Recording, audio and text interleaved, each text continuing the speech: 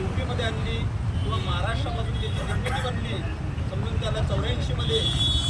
पण 14 एप्रिल 1984मध्ये BSPचे जे मेन कर्णधार होते आणि बरेचसे 10-15 वर्ष ते महाराष्ट्राचे अध्यक्षसुद्धा राहिलेले आहे आणि त्यांनी आता एवढं कष्ट केले फुले-शाहू आंबेडकर फक्त बाबासाहेब छत्रपती शिवाजी महाराज फुले-शाहू आंबेडकरच्या महापुरुषाचे बहुजन या मनुवाद्यांनी आपल्या महापुरुषांचं नाव ओळखण्याचं काम केलं होतं आणि यांनी उबळे साहेब मान्यवर काशीराम साहेब हे जे बरेचसे आपले कार्यकर्ते आणि नेते लोक होते बहुजनांचे त्यांनी संपूर्ण देशामध्ये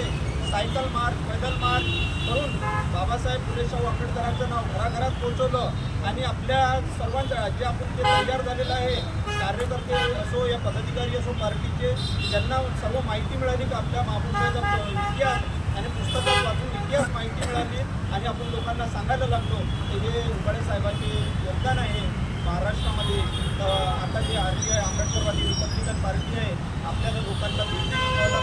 पक्ष तयार केला आणि ते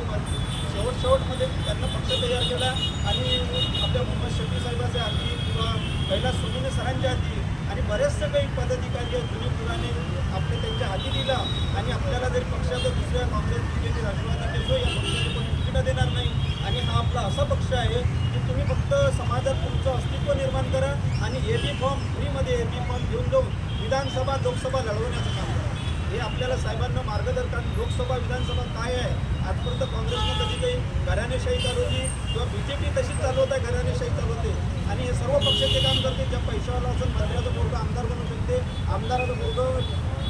महापौर बनू शकते आपल्या बहुजनाच्या हाती काही नाही असं समजून या उबाळे साहेबांसारखे बरेचसे काही नेते आपले मान्यवर काशीराम साहेबांचे